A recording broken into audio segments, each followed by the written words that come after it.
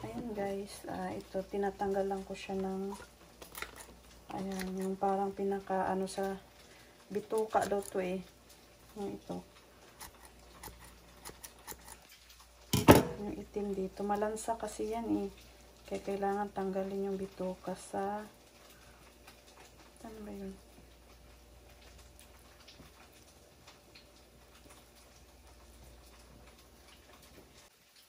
Yung ganitong ano. Ito, mayroon siyang parang bituka. Tinatanggal ko yan kasi malansa yan eh.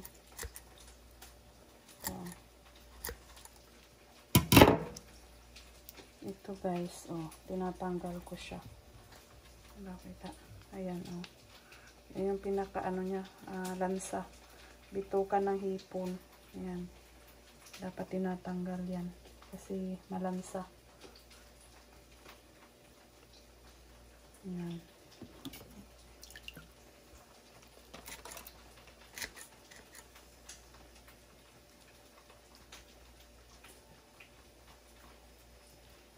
Ay, kaya mahirap mag-ano ng hipon, magluto ng hipon kasi iisa-isahin mo yun eh.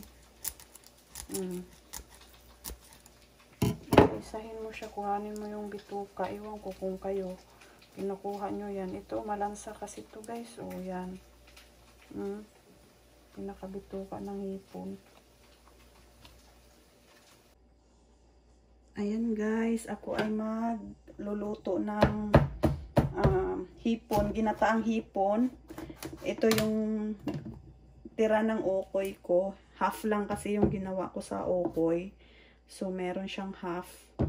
Gagata ko siya sa ano. Gagataan ko yung hipon, tas lalagyan ko ng kalabasa. Binigay lang ito ng ano ng kaibigan ko. Binigay lang siya.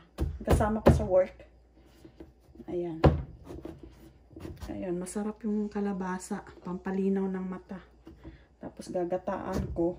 Ayun, yun yung lunch namin. Ayan, tapos sitaw. Bumili ako sa Asian store ng sitaw. Para, ayun nga, gagataan ko siya.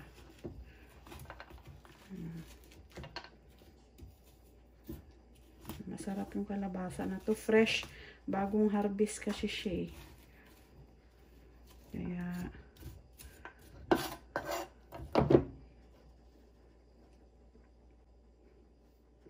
ayan, mahirap lang magbalat. Mahirap magbalat pero carry lang. Makakain ng gulay, puro karni-karni. Makakain ng gulay.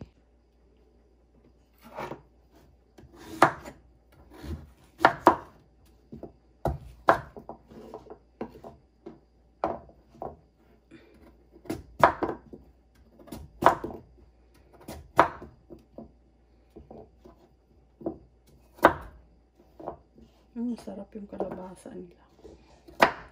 Bagong ano kasi.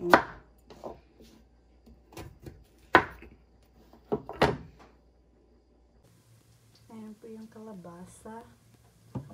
At saka yung aking gata po ay ganito yung gata dito guys. Sa lata. Ayan.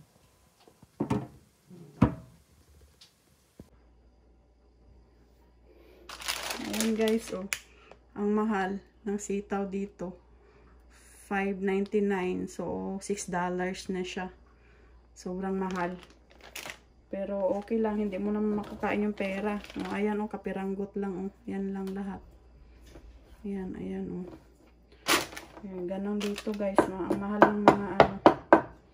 Ang mahal ng bilihin. Malaki nga sweldo. Mahal din naman ang bilihin. So, parang same lang din. Diba? Pero depende yun guys sa pagbabudget nyo. Kaya, ayan, okay na rin. Madami-dami na rin yung ano, $6 na sitaw. Sabi ng asawa ko, yung hindi mo naman makakain yung pera. Panay reklamo ko daw na ang mahal ng bilihin. Eh, wag ka nang bumili. Sabi sa akin, hindi mo naman makakain yung pera mo. Kaya, ayun. Ayan ako nagluluto ng menudo.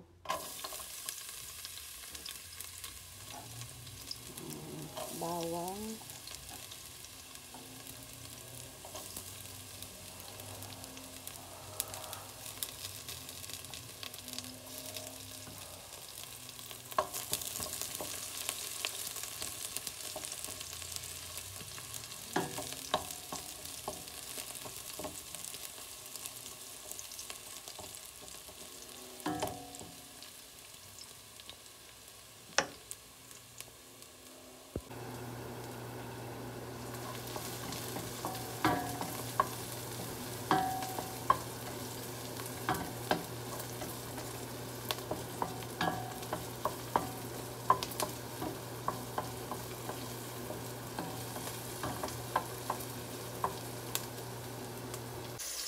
Ayan po, ito na yung, ayan, nagisa na ako ng bawang sibuyas, luya, at saka nilagyan kong kamatis. Ayan yung hipon, ilalagay ko na po yung hipon. Ayan, ang lalaki ng hipon, oh. Ayan po, ayan. Pero hahanguin ko rin siya kasi baka mag-overcook. Ayan guys, ayan. Ang lalaki. Binigisa ko muna, tapos hahanguin ko kasi pag na-overcook siya, mahirap tanggalin yung balat.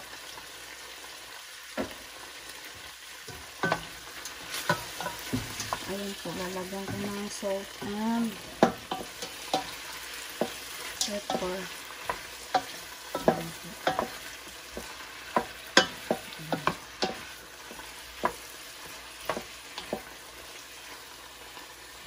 Ang lalaki.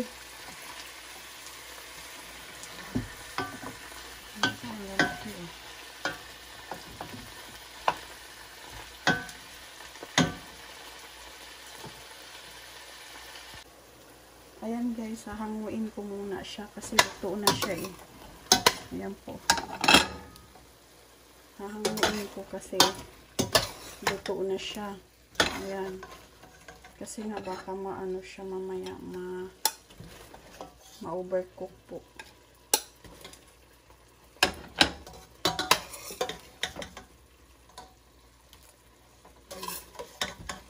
Para lutuin ko muna siyang gulay. Ewan ko kung kayo, kasi ayoko yung hipon ma-overcook dahil ang hirap niyang balatan. Pag na-overcook po siya, ang hirap niyang balatan. Dumidikit yung kanyang balat dun sa laman. Ayan. Tsaka ilagay ko na yung kalabasa. Ito po yung kalabasa.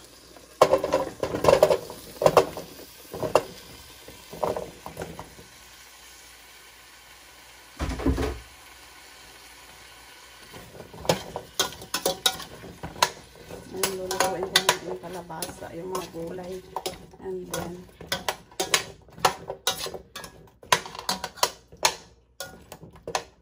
saka ko ibalik yung hipon. Yun, ganun ang style ko guys. Kanya-kanyang version po yun. Ayan po yung sitaw. Ayan po yung sitaw guys.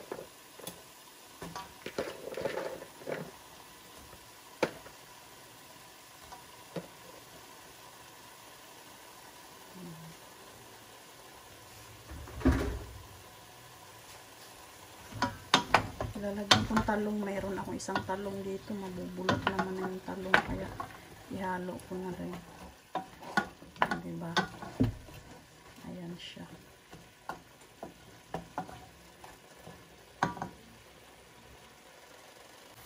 Ayan guys. Malambot na yung aking gulay. Ito ilalagay ko na yung gata po. Ayan. Ang gata namin.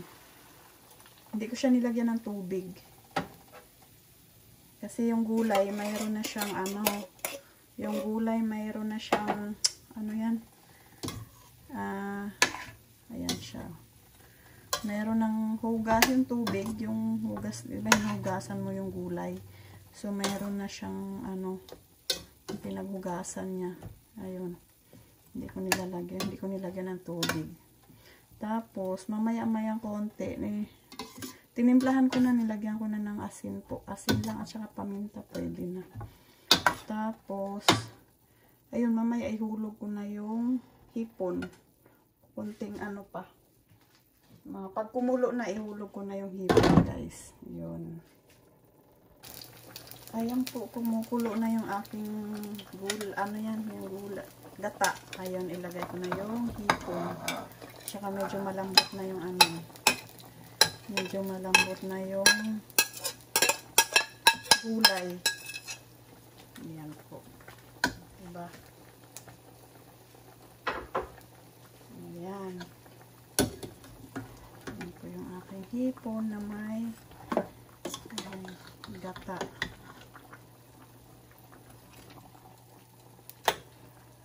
Ayan po. O, diba, hindi overcook yung hipon ko. Kasi pag hindi mo siya hahanguin, mag-overcook siya, guys. Ayan, konting ano na lang yan. Tapos na. Ayan.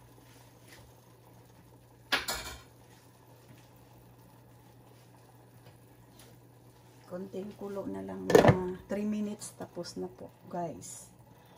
Ayan. Ayan, guys. Tapos na, guys. Luto na siya. Napaparami na naman tayo ng rice.